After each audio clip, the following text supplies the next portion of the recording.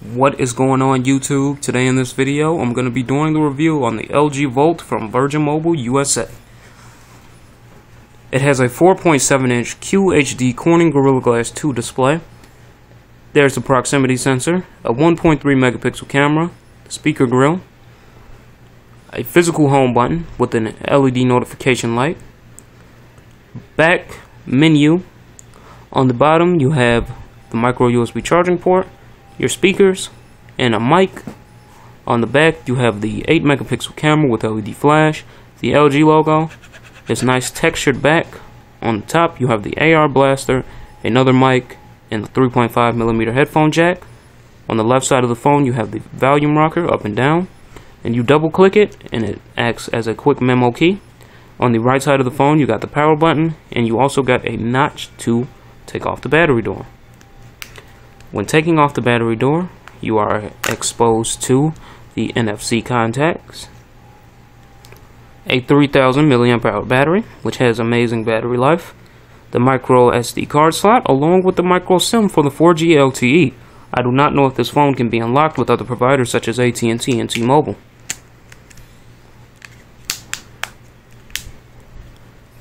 Okay, so let's go ahead and take a look at the lock screen.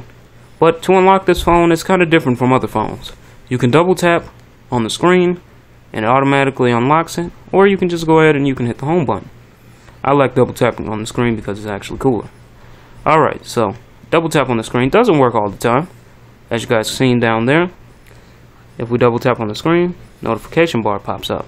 Notification light, excuse me. You're greeted to LG's custom lock screen. Right here you can access your notification bar. You can swipe to the left to add new widgets, and you can swipe to the right to see those new widgets. So while we're in it, let's go ahead and take a look at the camera. It's a 1.3 front-facing camera, as you guys can see here. It records 720p video with the front-facing camera. And if we go ahead and we switch it to the rear-facing camera, it's an 8 megapixel camera that can record full 1080p HD videos, which I will have cameras test and other tests throughout the video review, so be sure to stay tuned for those. But you also have different modes that you can choose from, such as live effect and normal. You can also print it. So we just hit the normal key, we focus it. We're actually recording right now, sorry about that. So we let it find its points of focus, take the picture, and it comes out really nice. The shutter speed is actually really fast on it. If we go into settings, you can see all your different settings that you have here. And then also, there's also different modes for when taking pictures as well. Panorama, continuous shot, time catch shot, sports, dynamic tone, and much more. Alright, so now that we've actually reviewed the camera, here is some camera tests and some camera videos recorded from the LG Optimus, or the LG Volt, I'm sorry about that. So here's video sample from the LG Volt, recording in full 1080p, 30 frames per second. It's a nice sunny day. The phone does not have tap to focus, unfortunately, but you can take pictures and you can stop while recording videos.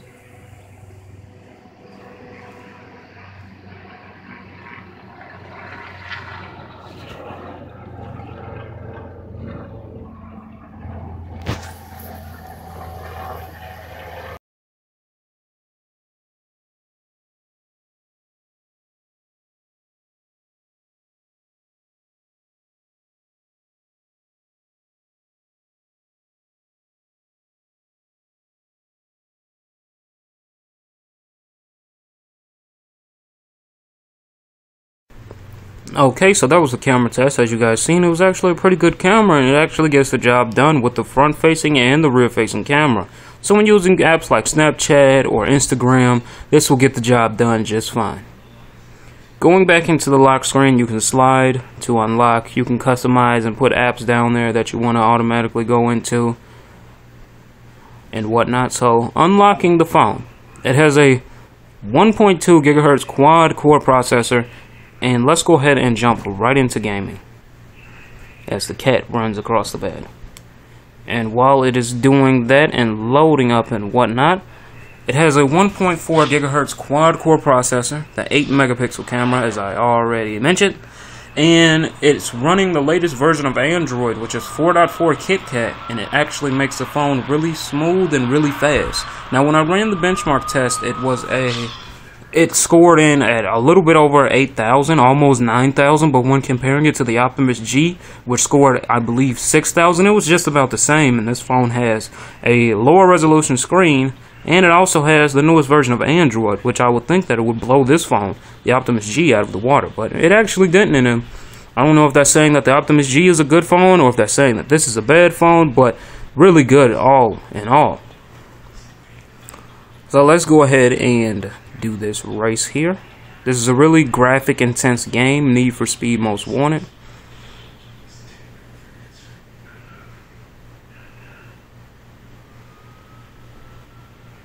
Now I'm not going to skip none of this loading time so you guys can see.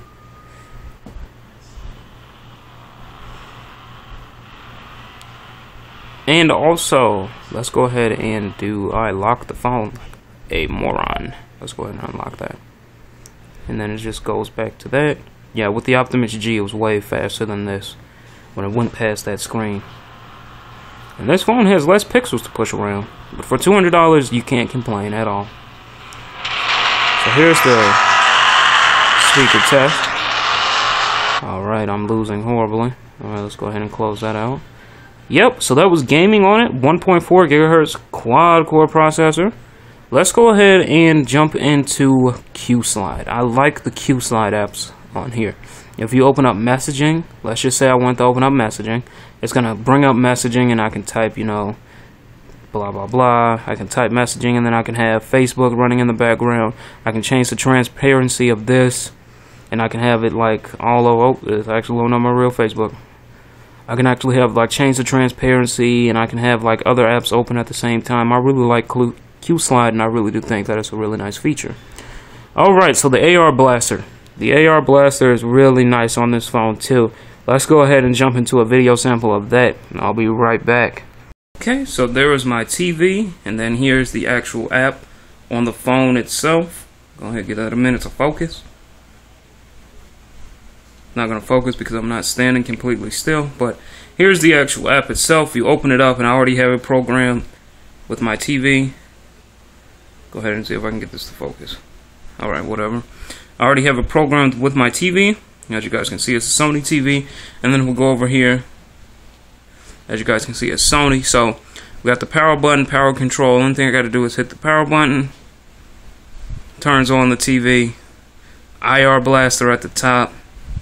Comes right with the phone. It's amazing. I love it. I use this. I've been using this more than my actual remote. I've been using a phone more than my actual remote. And then once when it turns on, you know, you can hit menu. You can hit the menu button. And you can control it and whatnot. Oh no, that's actually the 1, 2, 3 button. So if I wanted to, I can change the channels and all that other good stuff. It's actually amazing. So then we can go ahead and we can turn it off. And it turns it right on off. It's an IR Blaster. Comes right with the phone.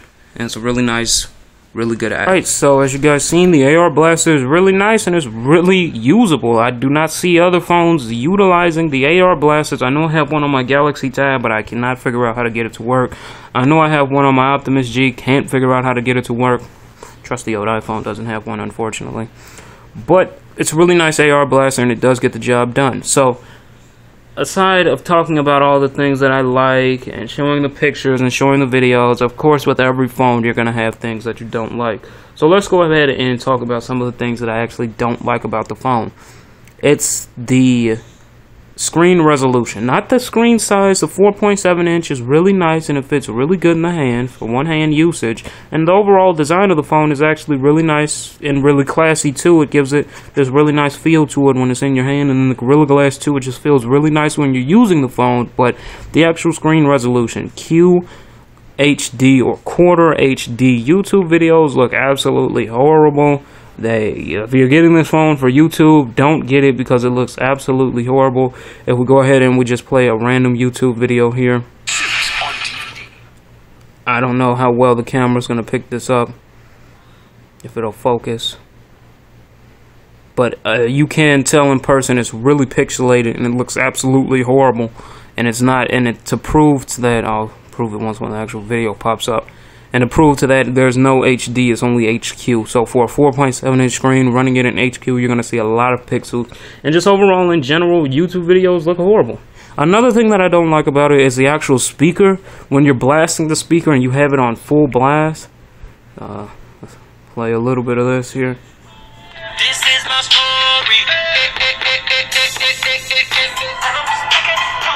It sounds muffled. It sounds really, really muffled, and it just does not sound as crisp and clear as, say, the Galaxy S3 or the Optimus G or even my Galaxy Tab, for an example.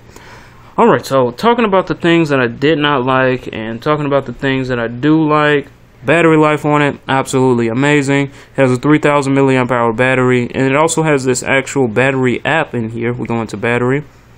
It'll show you the time that you have left, estimated on the way that you've been using the phone throughout its whole life cycle. So ever since you've opened up the phone, been using it, it actually estimates it. From my estimated use of the phone, it says that I have 106 hours left. That is a lot of time, and the reason for that is because the screen resolution is low, and it's also running KitKat, which can optimize I just had a really good brain fart there. It can optimize a lot of apps and whatnot, so it's a really good app.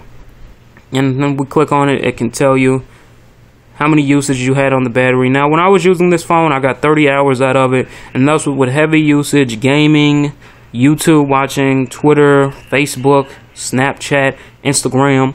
All your apps, all your daily apps and stuff like that will work flawlessly. And then if we go ahead and we turn on the flash here, it's a really nice bright LED flash, and I like it a lot. So I mean, this phone has a lot going for it, but if it was an HD display, it would probably be the same as the F7, so I can see where they're going with this. If you don't want to pay that extra $50 and be on Boost Mobile for the F7, then get this phone. But if you're one that likes the sharpness and the good old display, I would not recommend this phone. And just for comparison's sake, here it is compared to an Apple iPhone. As you guys can see there, I don't have it activated. Alright, so it has the 8 megapixel camera. Really good phone.